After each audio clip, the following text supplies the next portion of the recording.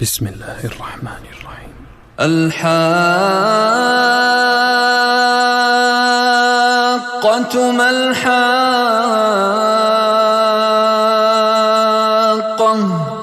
وما أدراك ما الحاقة كذبت ثمود وعاد بالقارعة فأما ثمود فأهلكوا بالطاغية وأما عاد فأهلكوا بريح صرصر عاتية سخرها عليهم 7 ليال و8 أيام حسوما فترى القوم فيها صرعى كأنهم أعجاز نخل خاوية فهل ترى لهم من باقية وجاء فرعون ومن قبله والمؤتفكات بالخاطئة فعصوا رسول ربهم فأخذهم أخذة رابية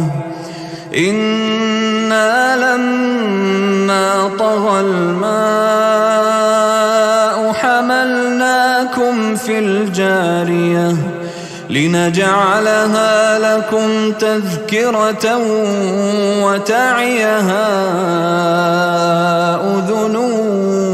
واعية فإذا نفخ في الصور نفخة واحدة وحملت الأرض والجبال فدكتا دكة واحدة فيومئذ وقعت الواقعة وانشقت السماء فهي يومئذ واهية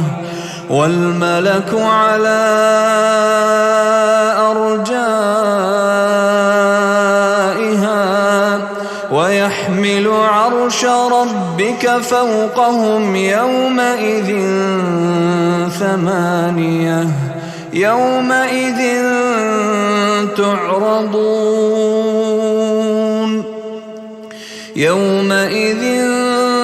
تعرضون لا تخفى منكم خافية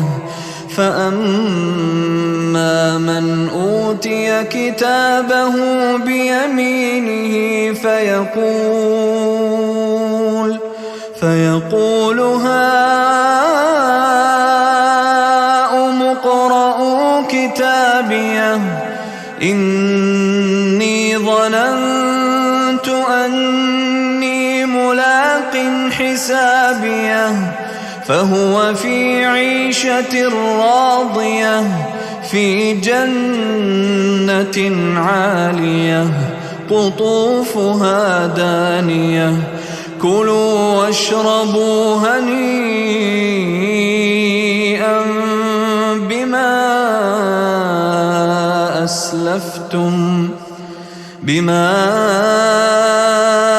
أسلفتم في الأيام الخالية وأما من أوتي كتابه بشماله فيقول يا ليتني لم أوت كتابيه ولم أدر ما حسابيه يا ليتها كانت القاضية ما أغنى عني ماليه هلك عني سلطانيه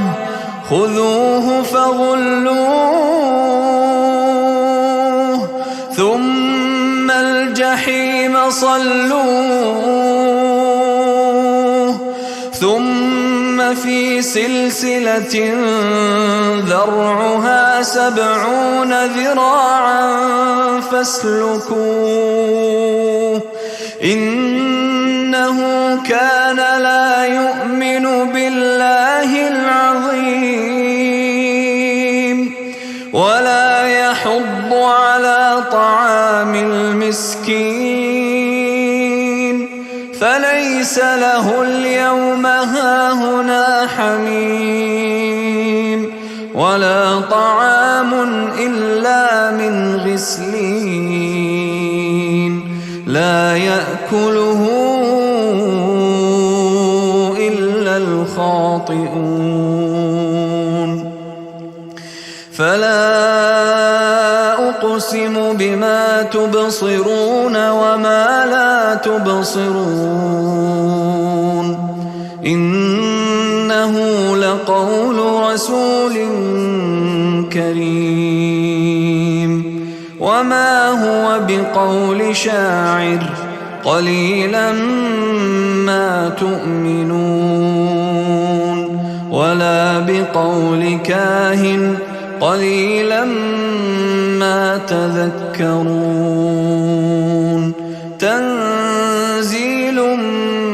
من رب العالمين ولو تقول علينا بعض الأقاويل لأخذنا منه باليمين ثم لقطعنا منه الوتين فما منكم من أحد عنه حاجزين وإنه لتذكرة للمتقين وإنا لنعلم أن منكم مكذبين وإنه لحسرة على الكافرين وإنه